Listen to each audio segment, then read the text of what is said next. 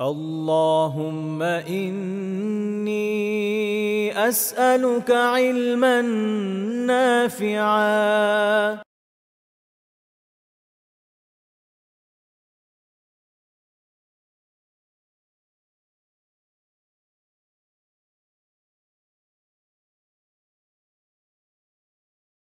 Islamic studies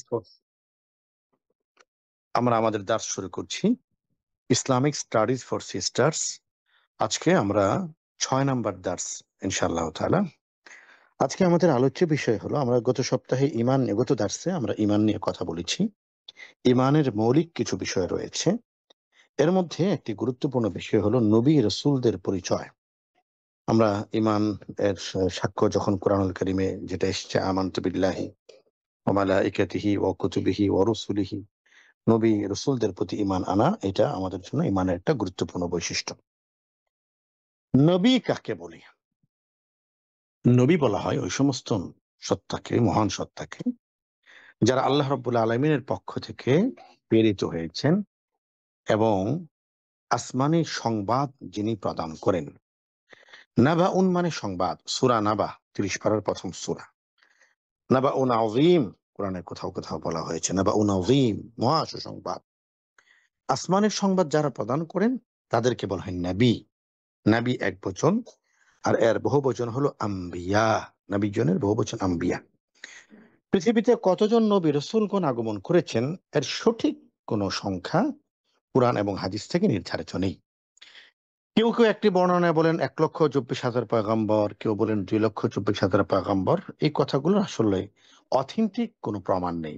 কেউ কেউ বলেছেন রসুল কতজন, কেউ কেউ বলেছেন ৩১৩ জন রসুল পৃথিবীতে আগমন করেছেন।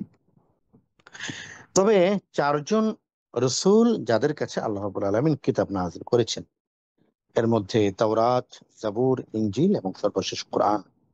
হযরতে দাউদ আলাইহিস সালাতু ওয়াস সালাম যার কাছে জাবুর নাযিল হয়েছে, হযরতে মূসা আলাইহিস সালাতু ওয়াস সালাম যার কাছে তাওরাত নাযিল হয়েছে, হযরতে ঈসা আলাইহিস সালাতু ওয়াস সালাম যার কাছে ইনজিল নাযিল হয়েছে, এবং আমাদের প্রিয় নবী রাসূলুল্লাহ মুহাম্মদুর রাসূলুল্লাহ সাল্লাল্লাহু আলাইহি ওয়াসাল্লাম যার কাছে কুরআনুল কারীম নাযিল হয়েছে।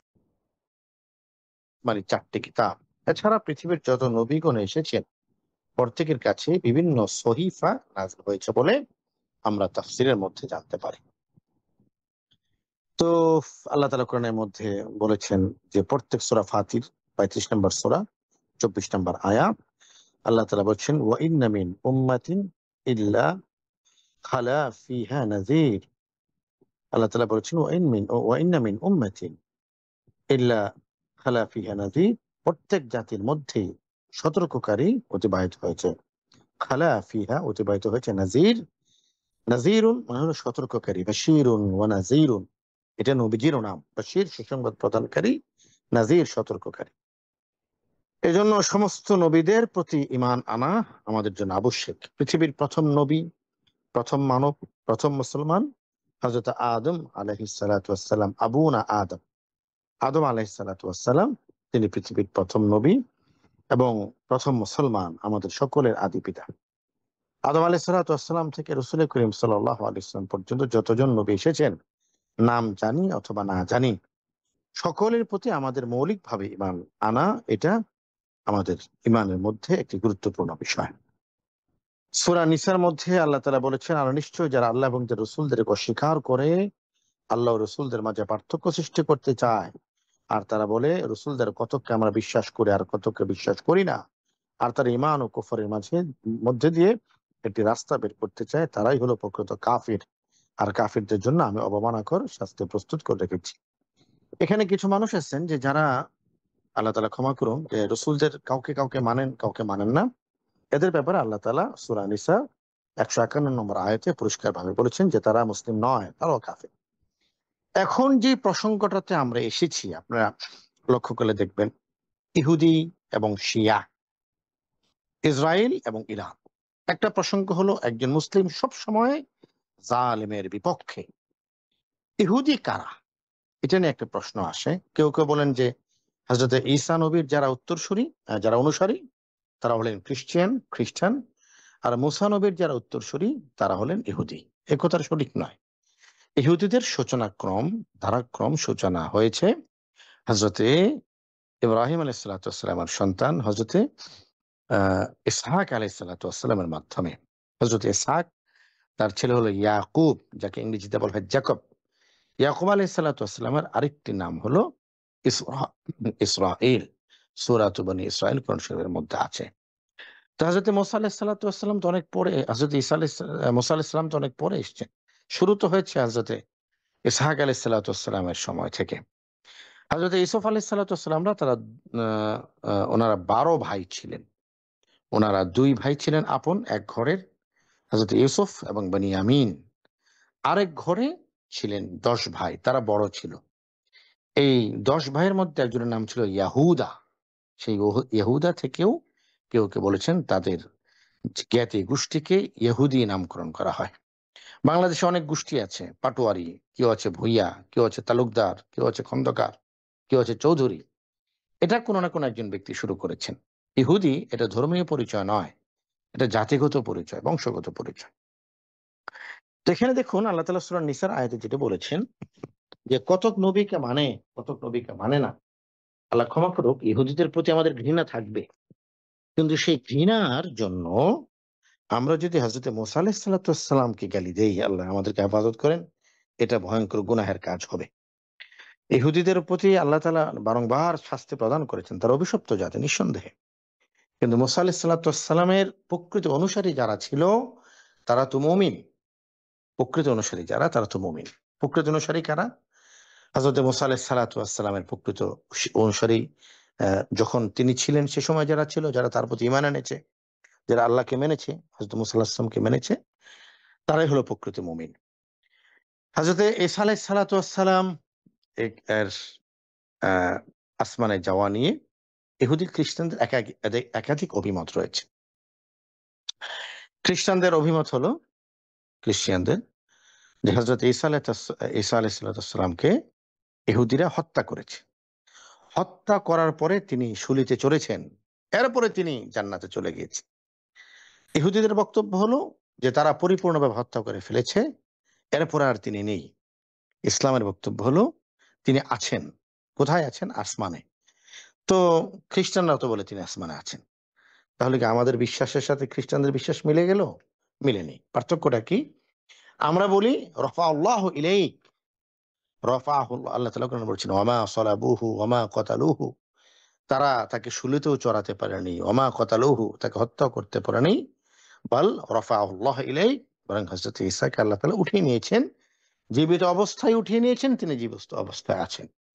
কিন্তু খ্রিস্টানরা এটা মানতে চায় না। তারা বলে যে না, তিনি শুলিতে চড়েই শহীদ হয়ে গিয়েছেন, এরপরে তিনি চলে গেছেন। এই কারণে আপনারা দেখবেন যে ক্রুশবিদ্ধের যে ছবি তারা তাদের ইবাদত বন্দেগীতে ব্যবহার করে, তাদের শ্রদ্ধার অর্পণের একটি জায়গা হিসেবে রাখে। সেখানে হযরত ঈসা আলাইহিস সালামের মতো করে একজন মানুষকে তারা শুলিতে চড়ে রাখে। তারা বলে যীশু খ্রিস্ট, তিনি শুলিতে চড়ে তাকে হত্যা করা হয়েছে।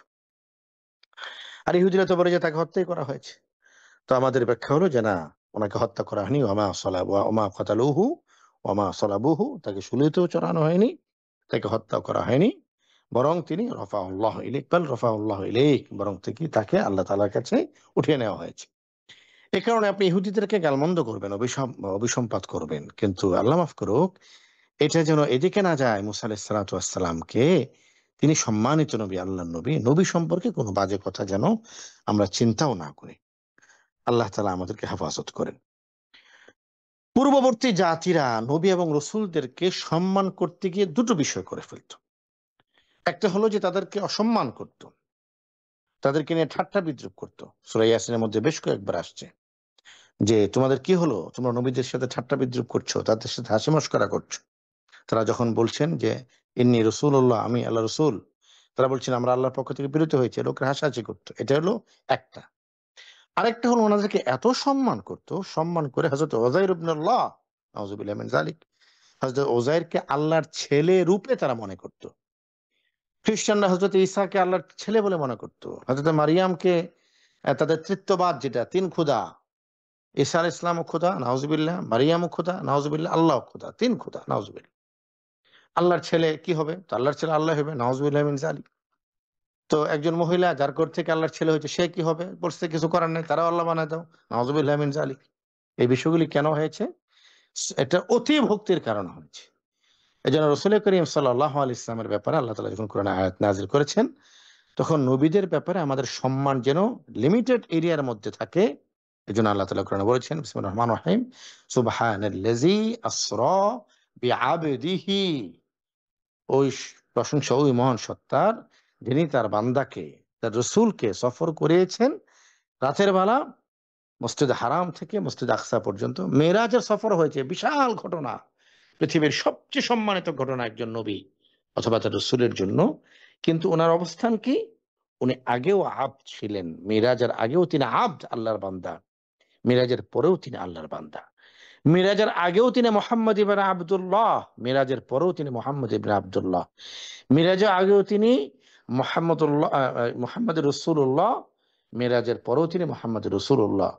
মেরাজের আগেও তিনি আবদুহু ওয়া রাসূলু, আল্লাহর বান্দা এবং রাসূল। মেরাজের পরেও তিনি আবদুহু ওয়া রাসূলু, আল্লাহর বান্দা এবং রাসূল। আমাদের জন্য আমরা এই কথা যেন না বলে ফেলি যে না, মিরাজ যেহেতু উনি করে আসছেন, তিনি রসুল থেকে আরো উপরে গিয়ে, আল্লাহ মাফ করুক, তিনি কি বলে এটাকে, তিনি আল্লাহর একটা অংশ হয়ে গেছেন। নাউযুবিল্লাহি মিন যালিক। এ ধরনের কথা যেন কোনো চিন্তায় না আসে। এই কথাগুলি বলা হয়েছে ১৫০০ বছর আগে। অথচ আপনারা দেখবেন যে সাম্প্রতিক সময়ে বাংলাদেশে যারা বেদাতের সাথে সম্পৃক্ত তারা গান গায়। কি গান গায়? আল্লাহর ধন নবীরে দিয়া, কি যেন, তারপরে নবী চলে গেছেন, নবীর ধন খাজারে দিয়া নবী গেছেন কি হয়ে যেন, নাউযুবিল্লাহি মিন যালিক। এই যে কথাগুলি বলা হচ্ছে এবং মানুষের ঈমান হরণ করা হচ্ছে, এজন্য মানুষ সে যখন তার পীরকে সেজদা করতেছে, সে মনে করতেছে সে আল্লাহকে সেজদা করতেছে। নাউযুবিল্লাহ। তো এই ধারাগুলি পিছন থেকে এসছে। মানুষ যখন নবী রাসূলদেরকে সম্মান করতে গিয়ে সীমানা অতিক্রম করে, সেক্ষেত্রে সম্মানটার সম্মান থাকে না। সম্মানটা বেদাত এবং শিরকে পরিণত হয়। সেটা শ্রদ্ধা থাকে না, জুলুমে পরিণত হয়। রাসূল করিম সাল্লাল্লাহু আলাইহি ওয়াসাল্লাম বলেছেন, লা তাজআলু বুয়ুতাকুম কুবুরা। তোমরা তোমাদের ঘরগুলিকে কবর বানায় না। আরেক রাসূল বলেছেন যে আমার কবরকে তোমরা মুসল্লা বানায়ও না।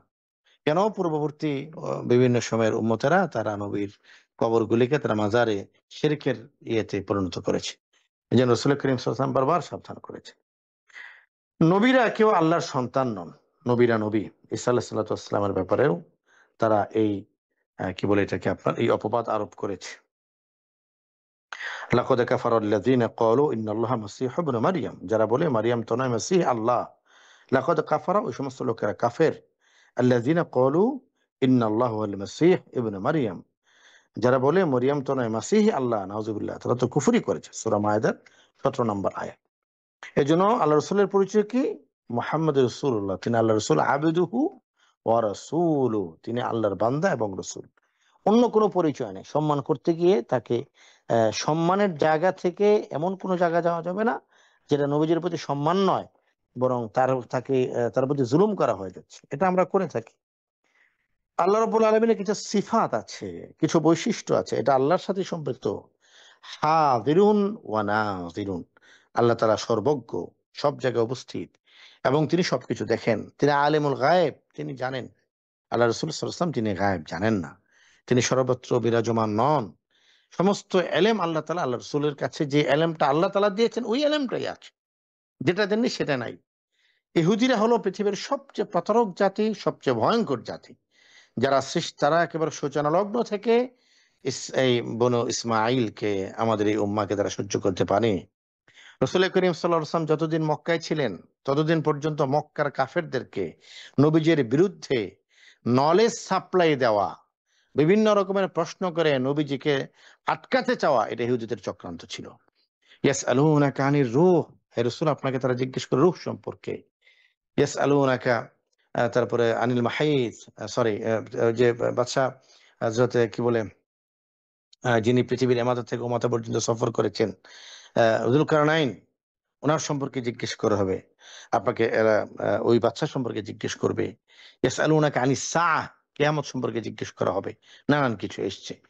তো এই যে মানে বিভিন্ন জটিল প্রশ্নগুলি করে রসুলকে আটকাতে চাওয়া, এটা ইহুদীদের চক্রান্ত ছিল। মক্কার কাফেরদের বিবেক বুদ্ধি ছিল না। বিবেক বুদ্ধি থাকলে কেউ মূর্তি পূজা করে না। এখন পর্যন্ত দেখবেন যারা মূর্তি পূজার সাথে যুক্ত, এদের কেউ বিবেক বুদ্ধি নেই।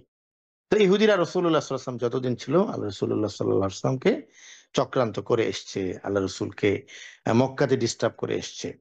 মদিনায় যখন আল্লাহ রসুল গিয়েছেন, মদিনায় বনু কুরাইজা, বনু কাইনুকা, বনু নাজির ৩টা গোত্র ছিল। তারাও রাসূলুল্লাহ সাল্লাল্লাহু আলাইহি ওয়াসাল্লামকে ডিস্টার্ব করেছে, নানান রকমের কষ্ট দেওয়ার চেষ্টা করেছে। নবী করিম সাল্লাল্লাহু আলাইহি ওয়াসাল্লাম তাদেরকে জানতেন, তাদের সম্পর্কে তারা জানতো রসুল সত্য, এরপরও শুধু হিংসা বশবর্তী হয়ে তারা আল্লাহ রসুল সাল্লাল্লাহু আলাইহি ওয়াসাল্লামকে তারা মানত না, বরং তারা হিংসা করত। শুধুমাত্র হিংসা বশবর্তী হয়ে তারা আল্লাহ রসুল সাল্লাল্লাহু আলাইহি ওয়াসাল্লামকে তারা কি বলে অগ্রাহ্য করত, এড়িয়ে যেত। খাইবরের ঘটনা আপনারা জানেন যে খাইবরের যুদ্ধের ঘটনায় একজন ইহুদি নারী বিষ মিশিয়ে আহ, কি বলে এটাকে বকরির গোশতের সাথে, খাসির গোশতের সাথে বিষ মিশিয়ে, বিষাক্ত বিষ মিশিয়ে আল্লাহ রসুলকে হত্যা করতে চেয়েছে। তো আল্লাহ রসুল সাল্লাল্লাহু আলাইহি ওয়াসাল্লাম বসেছিলেন, তার সামনে খাবার উপস্থাপন করা হয়েছে। আল্লাহ রসুল যদি আলিমুল গায়েব হতেন, তিনি যদি অদৃশ্যের খবর জানতেন, তাহলে আল্লাহ রসুল খাবারের দিকে তাকিয়ে বলে ফেলতে পারতেন এই খাবারে বিষ মেশানো আছে। আল্লাহ রসুল সেটা বুঝতে পারেননি। কেন বুঝতে পারেননি? কারণ তিনি আলিমুল গায়েব নন। তিনি সেটাই জানেন যেটা আল্লাহ রাব্বুল আলামিন তাকে জানান। তিনি একটা গোশত মুখে দিয়ে দিলেন রসুল করিম সাল্লাল্লাহু আলাইহি ওয়াসাল্লামের কাছে। হযরত জিবরাইল আমিন দৌড়ে আসলেন, ইয়া রাসূলুল্লাহ, আপনি যেটা মুখে দিয়েছেন এটা ফেলে দিন, কারণ হলো এটার মধ্যে বিষ যুক্ত করা আছে। তো আল্লাহ রসুল এর ক্ষেত্রে এই সমস্ত এমন কোনো বাক্য ব্যবহার করা যাবে না যেটা আল্লাহ রসুল্লাহ ইসলামের প্রতি আমাদের সম্মান প্রদর্শন করে না, বরং জুলুম প্রদর্শন করে, এমন শব্দ বলা যাবে না। আজকে যে কথাটা আমি আপনাদেরকে বললাম এটা হয়তো অনলাইনে থাকবে, কিন্তু এই কথা মাহফিলে বলা যাবে না। কেন বলা যাবে না? কিছু মানুষ মনে করে যে এই আলেম, উনি যেহেতু নবীজিকে হাজির নাজির মানে না, তার মানে তার ইমান নাই। নাউজুবিল্লাহি মিন যালিক। সে রসুলকে ছোট করেছে না, রসুলকে ছোট করা হয়নি, বরং রসুল্লাহ সাল্লাল্লাহু আলাইহি ওয়াসাল্লামের যে সকল বৈশিষ্ট্য সিফাত আছে, তিনি রহমাতাল লিল আলামিন, তিনি গোটা পৃথিবীর জন্য উসওয়াতুন হাসানা। আল্লাহ রসুল সাল্লাল্লাহু আলাইহি ওয়াসাল্লাম পৃথিবীর সবচেয়ে সম্মানিত মানুষ, কিন্তু এটা আল্লাহর পরে, সমস্ত সম্মান আল্লাহর পরে। যে গুণ, যে বৈশিষ্ট্যগুলো আল্লাহর সাথে সম্পৃক্ত, এই ধরনের কোনো বৈশিষ্ট্য কোনো নবীর সাথে সম্পৃক্ত হতে পারে না। এই জন্য রসুল করিম সাল্লাল্লাহু আলাইহি ওয়াসাল্লাম সেটাই বলতেন যেটা আল্লাহ তাআলা তাকে জানাতেন। আহ আরেকটি বিষয় হলো, আমাদের সমস্ত নবী রসুলদের উপরে ঈমান আনয়ন ব্যতীত আল্লাহর প্রতি ঈমান গ্রহণযোগ্য নয়। আমাদের বর্তমানে এই যুগে কোনো নামধারী গবেষক আছেন যারা বলেন যে কেউ যদি একত্ববাদে বিশ্বাস করে তাহলে সে নবুয়তকে অস্বীকার করে, তাও মুক্তি পাবে। নাউজুবিল্লাহ। তারা বলতে চায় যে ব্যক্তি শুধু আল্লাহ একত্ববাদ উলুহিয়াতে বিশ্বাস করবে, সে ব্যক্তি মুসলমান হিসেবে সাব্যস্ত হবে। কথাটা ভুল। উলুহিয়াত এবং এর সাথে রাসালাত দুইটাই আবশ্যক। এজন্য আমাদের কালেমার দুটো অংশ, লা ইলাহা ইল্লাল্লাহ মুহাম্মাদুর রাসূলুল্লাহ সাল্লাল্লাহু আলাইহি ওয়াসাল্লাম। শুধু লা ইলাহা ইল্লাল্লাহ এতে বিশ্বাস করে। আমাদের মধ্যে সমাজে কিছু এলিট শ্রেণীর লোকেরা আছে, এরা বলে কি জানেন? এরা বলে উপরে তো একজন আছেই, তিনি ঈশ্বর হতে পারেন, তিনি ভগবান হতে পারেন, তিনি আল্লাহ হতে পারেন। নাউজুবিল্লাহি মিন যালিক। আরেক দিনের মুসলিম কমিউনিটিতে এক ধরনের এলিট শ্রেণী আছে, এরা হলো অতি এলিট শ্রেণী। এরা আল্লাহ বলে না, বলে সৃষ্টিকর্তা। প্রশংসা করছি সমস্ত সৃষ্টিকর্তার। আরে ভাই, সৃষ্টিকর্তা এত এলিট দেখাতে আসছেন কেন নিজেকে? আল্লাহ বলেন, আল্লাহ বলেন। আল্লাহ বলে না। আল্লাহ বলে যদি ওনাকে আবার মানুষ বলে, কি বলে, ধার্মিক বলে, এটা বলে না, বলবে সৃষ্টিকর্তা, উপরওয়ালা। এই সমস্ত সবগুলি বাটপারি। এই সমস্ত বাটপার থেকে আমাদেরকে দূরে থাকতে হবে। এজন্য আমাদের কালেমার দুইটা অংশ, একটা হলো উলুহিয়াত, আর একটা হলো রাসালাত। লা ইলাহা ইল্লাল্লাহ, আল্লাহ ছাড়া কোনো মাবুদ নেই। মুহাম্মাদুর রাসূলুল্লাহ, মুহাম্মদুর রাসূলুল্লাহ সাল্লাল্লাহু আলাইহি ওয়াসাল্লাম আল্লাহ তাআলা নবী এবং রাসূল, বিশ্বাস করতে হবে। শুধুমাত্র আল্লাহকে মানলে কেউ মুমিন হবে না, আল্লাহর সাথে রাসূলকে মানতে হবে, পৃথিবীর সমস্ত নবীদেরকে মানতে হবে। আরেক শ্রেণীর লোকেরা আছে আহলে কোরআন, যারা শুধুমাত্র কোরআন রাখে। আল্লাহ ক্ষমা করুক, আমি এক ভদ্রলোককে চিনি, আমার ঘনিষ্ঠ মানুষ। উনি বারবারই আমার সাথে গল্প করতে আসেন, বাট আমি তার সাথে তর্ক করি না, তর্ক থেকে বিরত থাকতে চাই। তার কথা হলো কোন হাদিস তিনি গ্রহণ করবেন না, তিনি কিছুই শুনবেন না। আশ্চর্য! হাদিসটা মানে কি? আল্লাহর কথা, যেটা আল্লাহর কথা, আল্লাহ নিজে বলেছেন, এটা কোরআন। আল্লাহর কথা নবীর মাধ্যমে বলিয়েছেন, কথাটা আল্লাহর বলেছেন নবী, এটা হাদিসে কুদসি। আর আল্লাহর কথা কিন্তু রাসূল করিম সাল্লাল্লাহু আলাইহি ওয়াসাল্লাম তার মতো করে সাহাবায়ে কেরামকে সচেতন করেছেন, জাগ্রত করেছেন। এটা এটাও ওহী, এটা হাদিস। এজন্য কেউ যদি নবীজির হাদিসকে অস্বীকার করে তো সে আসলে নবীকে অস্বীকার করলো। আর যে নবীকে অস্বীকার করলো সে আল্লাহকে অস্বীকার করলো। এজন্য কোনোভাবেই পৃথিবীর কোন নবীকে অস্বীকার করা যাবে না এবং রাসূল করিম সাল্লাল্লাহু আলাইহি ওয়াসাল্লামের নবুয়তকে অস্বীকার করা তো কোন প্রশ্নই আসে না। আল্লাহ তাআলা কোরআনে বলেছেন মুহাম্মাদুর রাসূলুল্লাহ, মুহাম্মদ আল্লাহর প্রেরিত বান্দা এবং রাসূল। সুতরাং আল্লাহ তাআলা সার্টিফিকেট দিয়েছেন। সেখানে আমরা যদি বলি যে হাদিস গ্রহণ করব না, এটা মহাভুল। কেউ যদি হাদিসে বিশ্বাস না করেন তিনি আসলে রাসূলের রাসালাতে বিশ্বাস করলেন না। আর যিনি রাসালাতে বিশ্বাস করলেন না তিনি কখনো পরিপূর্ণ মুমিন হতে পারেননি এবং পারবেন না। নবী রাসূলদের ব্যাপারে আরেকটি বিশ্বাস আমাদের স্থাপন করা, সেটা হলো সমস্ত নবীগণ তাদের দায়িত্ব পালন করেছেন। সমস্ত নবীগণ তাদের দায়িত্ব পালন করেছেন। বাক্যটা আমি রিপিট করছি, আবার শুনুন। সমস্ত নবীগণ তাদের দায়িত্ব পালন করেছেন। এটা হলো আমাদের আকীদা বিশ্বাস। আমরা যদি বলি যে অমুক নবী উনি দায়িত্বের ভয়ে পালিয়ে গিয়েছেন, এই শব্দটা একজন নবীর ব্যাপারে সমীচীন নয়। হযরত ইউনূস আলাইহিস সালাতু ওয়াস সালাম তিনি জাহাজে করে চলে যাচ্ছিলেন অভিমান ভরা হৃদয় নিয়ে। এই কথাটা কি কোনো বক্তা বা উপস্থাপনের সময় বলেন, ইউনূস নবী পালায়া যাচ্ছিলেন? আস্তাগফিরুল্লাহ। এটা বলা যাবে না। রাসূল করিম সাল্লাল্লাহু আলাইহি ওয়াসাল্লাম মক্কা থেকে হিজরত করেছেন মদিনায়। তিনি হিজরত করেছেন। রাতের আঁধারে তিনি পালিয়ে গিয়েছেন। এই শব্দ আল্লাহ রাসূলের সাথে বলা যায় না। তিনি পালিয়ে যাননি, তিনি হিজরত করেছেন। তিনি পালিয়ে যাননি, তিনি হিজরত করেছেন। এজন্য কোন রাসূল সম্পর্কে এমন কোন বাক্য বলা যাবে না যেটা সেই রাসূলের সম্মানহানি হয়। এবং রাসূল করিম সাল্লাল্লাহু আলাইহি ওয়াসাল্লাম সমস্ত পৃথিবীর নবী রাসূলগণ তারা তাদের দায়িত্ব কমপ্লিটলি পালন করেছেন, এই বিশ্বাস রাখা। এই কারণে আল্লাহ রাসূল সাল্লাল্লাহু আলাইহি ওয়াসাল্লাম বিদায় হজের ভাষণে সমস্ত সাহাবাদেরকে জিজ্ঞেস করেছেন, আমি কি আমার দায়িত্ব যথাযথভাবে পালন করতে পেরেছি? হে আমার সাহাবীরা, আমি কি আমার দায়িত্ব যথাযথভাবে পালন করতে পেরেছি? আমরা সকলেই সাক্ষ্য দিচ্ছি, নাম। এর সমস্ত সাহাবায়ে কেরাম সাক্ষ্য দিচ্ছেন, আমি ইয়া রাসূলুল্লাহ, আপনি পেরেছেন। বাল্লাগতা রিসালাতাক, আপনি আপনার রিসালাতের দায়িত্ব পালন করেছেন। তখন আল্লাহ রাসূল সাল্লাল্লাহু আলাইহি ওয়াসাল্লাম আকাশের দিকে তাকিয়ে আঙ্গুল উঁচু করে বলেছেন, আল্লাহুম্মা আশহাদ, আল্লাহুম্মা আশহাদ, আল্লাহুম্মা আশহাদ। ৩ দিকে আঙ্গুল উঁচা করেছেন। হে আল্লাহ তুমি সাক্ষ্য থাকো, হে আল্লাহ তুমি সাক্ষী থাকো, হে আল্লাহ তুমি সাক্ষী থাকো যে আমি আমার বাল্লাগার রিসালা, আমার উপর যে দায়িত্ব ছিল এই দায়িত্ব আমি যথাযথভাবে পালন করতে পেরেছি, আমি যথাযথভাবে আদায় করতে পেরেছি। আমার সাহাবীরা এই সাক্ষ্য দিচ্ছে। সুতরাং নবী রাসূলগণ প্রত্যেকেই তার দায়িত্ব যথাযথভাবে পালন করেছেন। এই বিশ্বাস আমাদের রাখা, এটাও আমাদের ঈমানের একটি অংশ। বুখারী শরীফের ৩৪২৫ নম্বর একটা হাদিস। এই হাদিসে আসছে রাসূল করিম সাল্লাল্লাহু আলাইহি ওয়াসাল্লাম বলেছেন, আল আম্বিয়াউ আহইয়াউন ফি কুবুরিহিম ইউসাল্লুন। পৃথিবীর সমস্ত নবীরা তাদের কবরে জীবিত। এটা আমাদের আকীদা।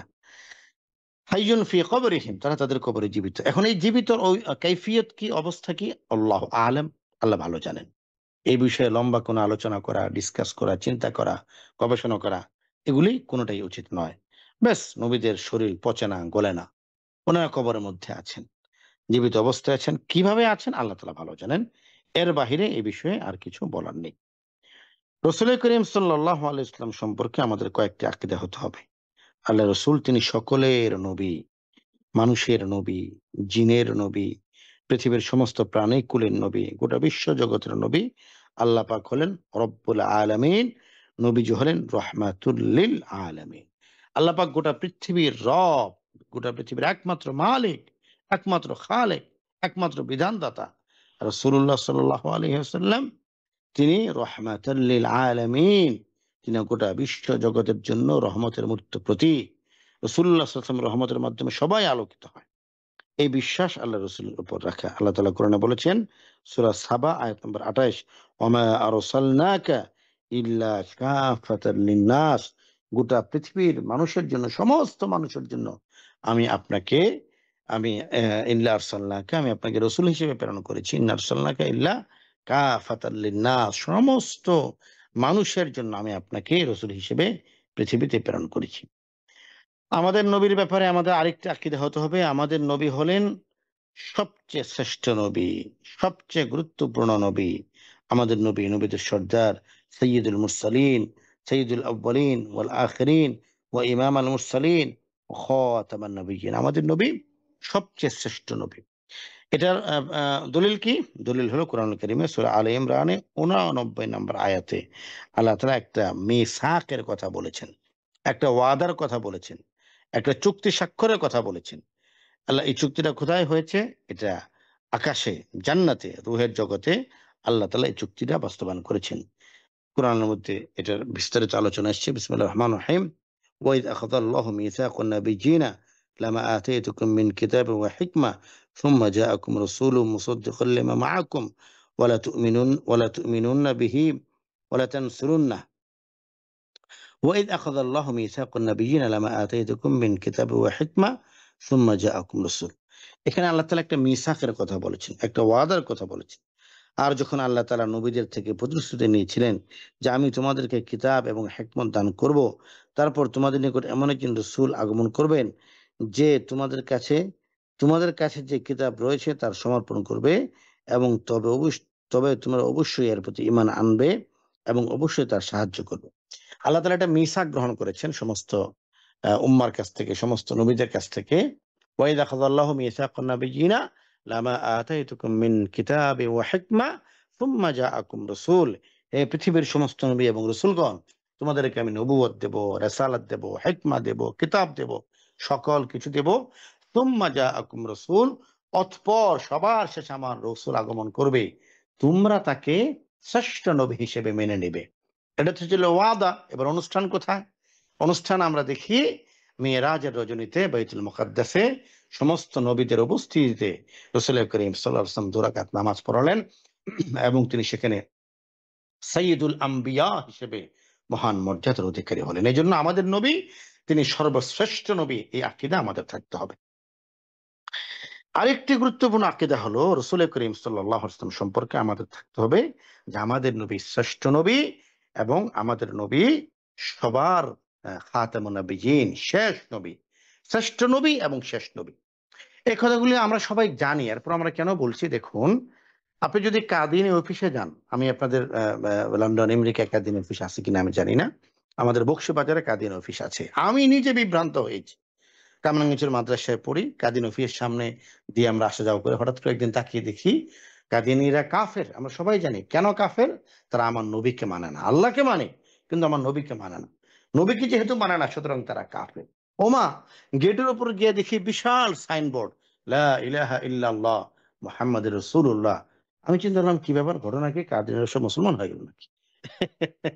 ওরা মানুষকে বিভ্রান্ত করার জন্যই এখানে বিশাল করে কালেমা রেখেছে। ওদের আকীদা হলো যে রাসূলুল্লাহ সাল্লাল্লাহু আলাইহি ওয়াসাল্লাম তিনি সাইয়্যিদুল মুরসালিন, এতে এদের কোনো আপত্তি নাই। তিনি শ্রেষ্ঠ নবী, এদের কোনো আপত্তি নাই। সব ঠিক আছে, কিন্তু তিনি শেষ নবী নন। শেষ নবী হলো মির্জা গোলাম আহমদ কাদিয়ানী, নাউযুবিল্লাহি মিন যালিক। এটা তাদের আকীদা। এজন্য প্রত্যেকটা মুসলমানকে রাসূলের ব্যাপারে দুটো আকীদা রাখতে হবে। একটা হলো তিনি সর্বশ্রেষ্ঠ নবী, সবচেয়ে সম্মানিত নবী এবং সর্বশেষ নবী। আল্লাহ তাআলা কোরআনের মধ্যে বলেছেন, মা কানা মুহাম্মাদুন আবা আহাদিম মির রিজালিকুম ওয়ালাকির রাসূলুল্লাহি ওয়া খাতামান নাবিয়্যিন। তিনি আল্লাহর রাসূল এবং তিনি সর্বশেষ নবী। সুতরাং এই কথার উপর আমাদের বিশ্বাস থাকতে হবে যে তিনি সর্বশ্রেষ্ঠ নবী এবং সর্বশেষ নবী। আরেকটা আকীদার বিষয় হলো সর্বশেষ কিতাব এবং শরীয়ত, এর উপর ঈমান আনা। রাসূল করিম সাল্লাল্লাহু আলাইহি ওয়াসাল্লামের মাধ্যমে কিতাব এবং অতীতের সমস্ত কিতাব এবং শরীয়তকে রহিত করা হয়েছে এবং পূর্ববর্তী সকল কিতাব ও শরীয়ত এবং নবী রাসূলকে অবশ্যই হক বলে বিশ্বাস করতে হবে এবং এই বিশ্বাস রাখতে হবে যে তাদের শরীয়ত এবং সুন্নাত তাদের উম্মতের জন্য অবশ্যই অনুকরণীয় ছিল। আর আমাদের জন্য আবশ্যক হচ্ছে আখির নবী হযরত মুহাম্মদ রাসূলুল্লাহ সাল্লাল্লাহু আলাইহি ওয়াসাল্লাম এর শরীয়ত অনুসরণ করা এবং একথা বিশ্বাস করা নাজাত ও মুক্তি শুধুমাত্র তারই অনুসরণ এবং তার শরীয়ত এবং সুন্নাতের অনুকরণেই সীমাবদ্ধ। এছাড়া পূর্ববর্তী আসমানি কিতাবের কোনো বিধান কুরআন সুন্নাহ দ্বারা সমর্থিত না হলে অনুসরণ করা যাবে না। দেখুন, আপনারা জানেন কিনা বাংলাদেশে ধর্মান্তরিত করার অপচেষ্টা চলছে কঠিন ভাবে। আমরা একবার গিয়েছি মুক্তাগাছা, বিরিশিরি নামক একটা জায়গা আছে। মুক্তাগাছা মনে হয় এটা, না মুক্তাগাছা না, নেত্রকোনা বিরিশিরি। আমি সেখানে একটা জামাতে একটা মাহফিলে গিয়েছিলাম। তো আপনারা খুব অবাক হবেন, সেখানে গিয়ে একটা গির্জা দেখতে পেলাম 106 বছর পূর্তি উপলক্ষে বিশাল অনুষ্ঠান হচ্ছে। আমি গিয়েছি আজ থেকে ৩-৪ বছর আগে। নেত্রকোনা পর্যন্ত গাড়িতে গেলাম। গাড়ি রেখে প্রায় ১ কিলোমিটার নদী আমি হেঁটে পার হলাম। হেঁটে পার হলাম মানে এমন না যে আমি আব্দুল কাদের জিলানের খালাতো ভাই হয়ে গেছি। আমি পানির উপর দিয়ে হেঁটে চলে গেছি। এটা না। পানি শুকিয়ে গেল তো বালুকাময় হয়ে গেল। এই বালুর উপর দিয়ে আমি হেঁটে গেলাম। অল্প একটা জায়গায় ছোট্ট একটা নদী, এটা সাঁকুতে পার হতে হলো। সাঁকুতে বা নৌকায় মনে হয়। এরপরে মোটরসাইকেলে এত দুর্গম এরিয়া, কিন্তু আপনারা অবাক হবেন, সেখানে ১০৬ বছর পর্যন্ত একটি গির্জা চলছে। ১০৬ বছর। ১০৬ বছর।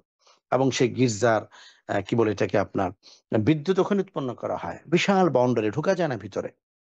তো ওইখানে এরা মানুষকে বুঝাচ্ছে ওই এলাকার মধ্যে যে, দেখো আমরাও মুসলমান, তোমরাও মুসলমান।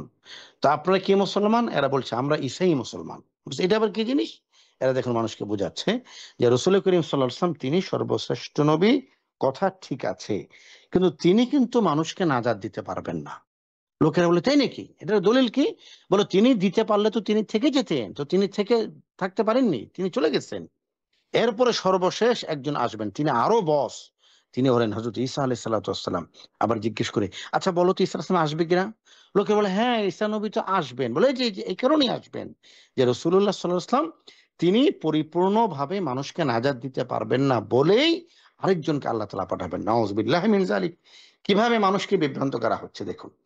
এজন্য আমাদের এই বিশ্বাস রাখতে হবে যে আমার কিতাব কোরআন, এটা হলো সর্বশেষ কিতাব এবং আমার কোরআন আমাকে নাজাত দিবে। আমার নবী রাসূলুল্লাহ সাল্লাল্লাহু আলাইহি ওয়াসাল্লাম তিনি আমার সর্বশেষ নবী। এরপরে আর কোন নবী আসবে না। আমাকে তার দ্বীন অনুসরণ করতে হবে। তার দ্বীনের মধ্যে আমাদের নাজাত। তার দ্বীন ছাড়া অন্য কোন দ্বীনের মাধ্যমে আমি নাজাত পাবো না। আল্লাহ তাআলা কোরআনে বলেছেন, ওয়া মান ইয়াবতাগি গায়রাল ইসলামি দীনান ফালান ইউকবালা মিনহু। কোন ব্যক্তি যদি ইসলাম ছাড়া অন্য কিছু আল্লাহর কাছে নিয়ে আসে, ফালান ইউকবালা মিনহু, আল্লাহ তাআলা সেটাকে কবুল করবেন না। সর্বশেষ দুটো গুরুত্বপূর্ণ বিষয় আজকের আলোচনা, এবং আমি মনে করি এটা কি পয়েন্ট। একটা হলো ইসমতে আম্বিয়া। ইসমত শব্দের অর্থ হলো মাসুম বা নিষ্পাপ হওয়া। আমাদের আকীদা হচ্ছে সমস্ত নবী রাসূলগণ, তাদের আকীদা, বিশ্বাস, স্বভাব, চরিত্র, ইবাদত, বন্দেগী, লেনদেন, কাজ, কর্ম সমস্ত কিছু পাপ এবং পাপের উৎস, নফস এবং শয়তানের কুপ্রভাব এবং কুমন্ত্রণা থেকে মুক্ত এবং নিরাপদ। এক কথায় সমস্ত নবীরা নিষ্পাপ ছিলেন। নবীদের কোনো পাপ হতে পারে না। নবীরা নিষ্পাপ, সমস্ত নবীরা নিষ্পাপ। এটা আমাদের আকীদা। এবার আসুন আমাদের সমাজে কি চলছে। আল্লাহ ক্ষমা করুক, আমাদের সমাজে বুঝে না বুঝে আমরা বিভিন্ন শিরকি আকীদা লালন করছি। আপনারা জেনে থাকবেন বাংলাদেশে একটা টেলিভিশন চ্যানেল আছে, এটার নাম হলো এসএ টিভি। এই টেলিভিশন চ্যানেল কয়েক বছর পর্যন্ত একটা টিভি সিরিয়াল চালালো। এই টিভি সিরিয়াল নাম হলো ইউসুফ জুলেখার প্রেম কাহিনী। নাউযুবিল্লাহি মিন যালিক। প্রেম মানে বিবাহ বহির্ভূত প্রেম, এটা সবসময় নিকৃষ্ট, এটা জিনা। সুতরাং কোন নবীর মাধ্যমে কি এই কাজ হতে পারে? কখনো হতে পারে না।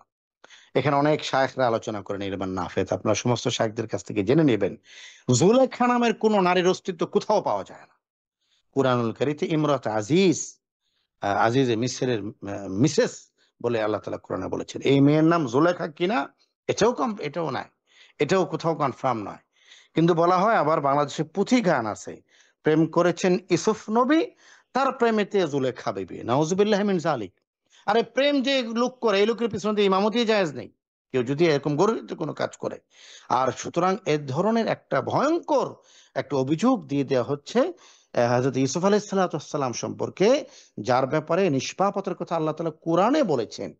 এজন্য এটা নিঃসন্দেহে তার উপরে জুলুম এবং আমাদের জন্য ঈমান হানিকর একটি বিষয়। কোন নবীগণ, কোন নবীগণ এই ধরনের অন্যায় করতে পারেন না। তারা নিষ্পাপ, তারা মাসুম। ইসমত আম্বিয়া, এটা আমাদের ঈমানের একটি অংশ। ২ নম্বর হলো নবীদের ব্যাপারে এমন কোন আচরণ প্রকাশ পাওয়া যে আচরণের মাধ্যমে নবীদের প্রতি তাচ্ছিল্য অথবা কি বলে এটাকে, তাদেরকে রোস্টিং করা, এই ধরনের কোন আচরণ আমাদের কাছ থেকে প্রকাশিত হয়।